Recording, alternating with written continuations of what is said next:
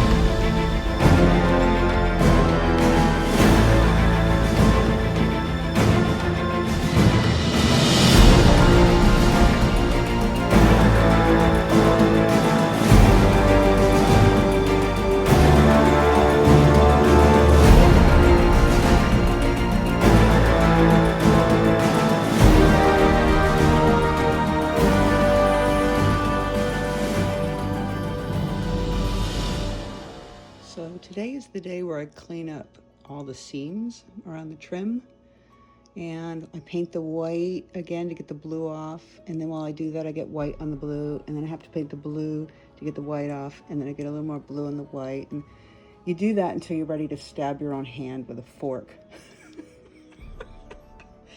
That's today. All right, let's see how much paint is on them. What are you doing in here?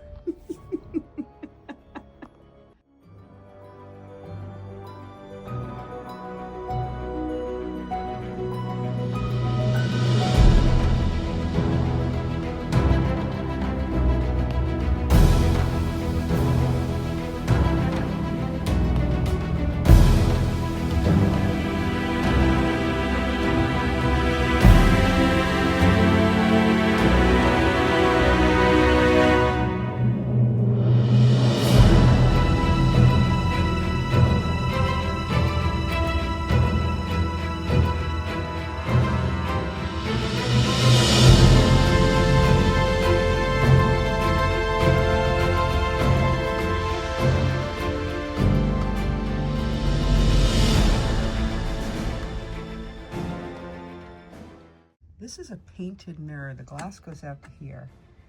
And whoever did it did a really sloppy job, and it looked really bad. So I flipped it over and I actually painted black behind it because mirror paint's expensive and to try to fix that would be a lot.